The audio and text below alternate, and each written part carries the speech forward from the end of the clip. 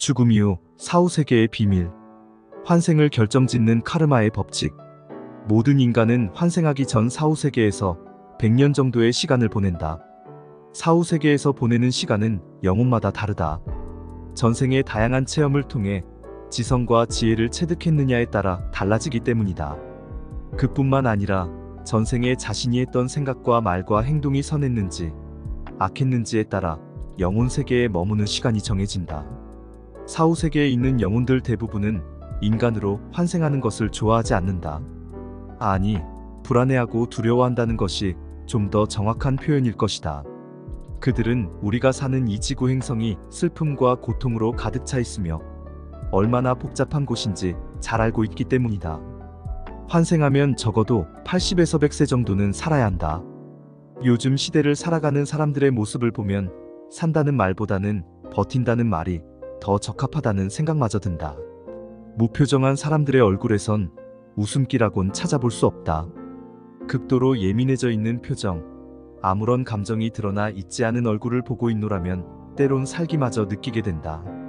그만큼 미래에 대한 불안, 인간관계와 직장생활에서 받는 스트레스, 경제적 문제 등으로 심한 압박감을 느끼고 있다는 뜻이 아닐까?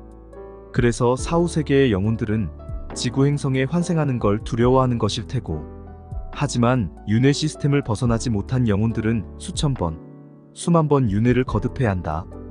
반복되는 환생을 통해 의식 성장과 영적 성장을 이뤄내야 하기 때문이다. 카르마는 사후세계에서의 영혼의 환생을 결정짓는다. 다음 생에서 체험해야 하는 것들도 카르마의 영향을 받는다. 지난 생에서 해결하지 못한 일들을 다음 생에서 풀어야 하기 때문이다. 마치 밀린 숙제를 하는 것과 같다. 카르마의 법칙은 너무나 정확해 결코 그냥 넘어가는 법이 없다. 사람들 가운데 유난히 삶이 안 풀리는 사람이 있다. 하는 일마다 꼬이거나 실패하는 사람을 보면 전생에 무슨 큰 죄를 지어서 그런 거라 판단 내리기도 한다. 하지만 모두 그런 것은 아니다. 롭상람파는 롭상람파의 가르침에서 삶이 힘든 이유에 대해 이렇게 말하고 있다. 물질적 세상의 법칙들과 마찬가지로 당신이 정신적 또는 신체적 활동을 통해 쌓아온 선 또는 악의 총합이 곧 카르마다. 뿌린 대로 거둔다라는 옛 격언이 있다. 그 말은 진실이다. 만약 나쁜 행위를 한다면 당신은 다음 생 또는 그 다음 생 또는 그 다음의 다음 생에서 나쁜 미래를 마주하게 될 것이다. 만약 좋은 행위를 한다면, 즉 필요한 이들에게 선행과 친절과 연민을 보인다면 당신이 불운을 겪어야 할 차례가 와도 어디선가 누군가가 나타나서 당신에게 친절과 배려 그리고 연민을 베풀 것이다. 이 점에 오해가 없도록 하라. 이어서 누군가가 고난을 겪고 있다 해도 그 이유는 무조건 그 사람이 악업을 지었기 때문이 아니라 그저 그가 고난과 고통 속에서 어떻게 반응하는가를 시험당하는 중일 수도 있다고 말한다.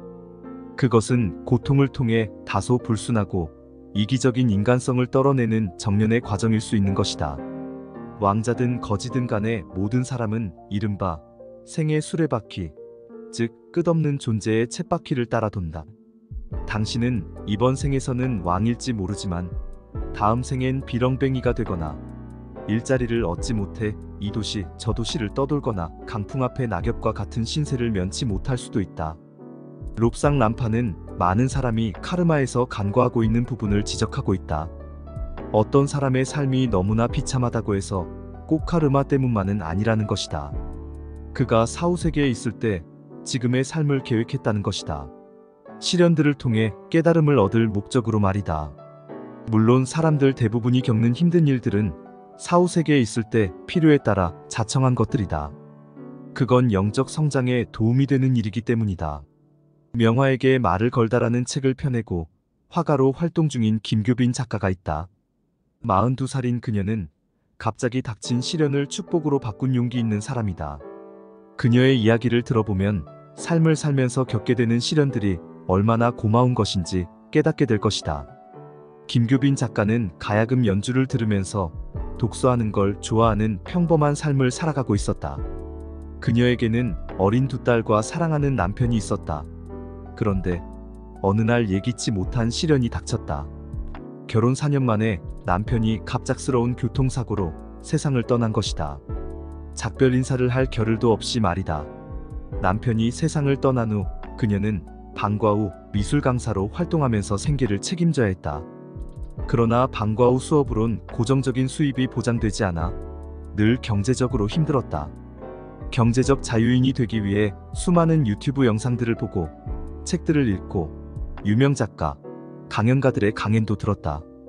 하지만 그 순간만 위안을 얻고 반짝 희망을 갖게 될 뿐 어느새 좌절하고 있는 자신을 발견할 뿐이었다.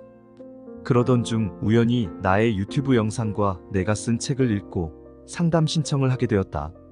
그녀가 상담을 받으러 나를 찾아온 날이 2022년 12월 15일로 눈이 펑펑 내리는 오후였다. 코로나19에 걸린 어린 그녀의 큰딸은 아직 회복 중이었다.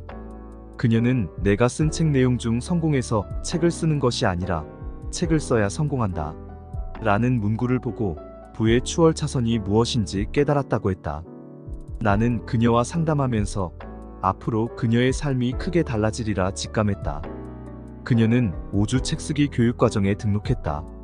나는 그녀가 제출한 자기소개서를 여러 번 면밀히 읽어보고 주제를 기획해 주었다. 화가로 활동하는 만큼 퍼스널 브랜딩을 하려면 명화에 얽힌 화가들의 스토리를 담는 게 좋겠다고 하면서 나는 진심을 담아 영혼을 갈아 넣어가며 그녀를 가르쳤다. 그녀가 제출한 제목 과제를 보면서 고민에 고민을 거듭하다 나는 그녀에게 직접 명화에게 말을 걸다라는 제목을 만들어 주었다. 나중에 이 제목을 그대로 달고 책이 출간되었다. 그녀는 나를 만난 지 43일 만에 출판사와 출판 계약에 성공했다. 그녀의 책 명화에게 말을 걸다는 매일경제신문사에서 출간되어 그녀를 기쁘게 해주었다. 나를 만나 책쓰기 교육을 받은 지 반년 만에 자신의 이름 석자가 들어간 책을 펴낸 것이다. 책을 펴낸 후 그녀의 삶은 크게 달라졌다. 김규빈 작가는 네이버 카페 한책협에 여러 차례 잘 가르쳐 주어서 감사하다는 글을 올린 바 있다. 한책협을 만난 지 정확히 43일째 되는 날에 출판 계약을 했습니다. 오늘 저에게 기적 같은 일이 벌어졌어요. 제 이름으로 된 저서라니 정말 감사합니다. 모든 게 축복입니다. 사랑합니다. 한책협 카페에 들어오면 직접 관련 후기 글을 확인할 수 있다. 나는 사람들에게 우리가 겪는 모든 시련은 사후세계에서 계획한 영적 진보를 위한 과정이라는 것을 알려주고 싶다.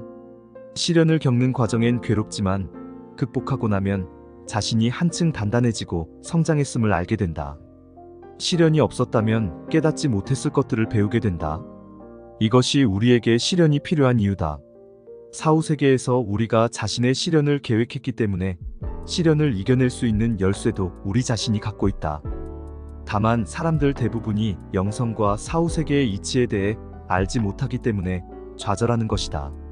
나는 사람들이 시련이 변형된 축복임을 깨달았으면 좋겠다.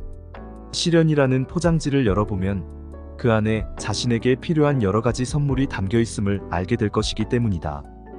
어떤 영혼이 살면서 힘든 순간마다 쉽게 좌절하고 포기했다면 별로 배운 게 없을 것이다.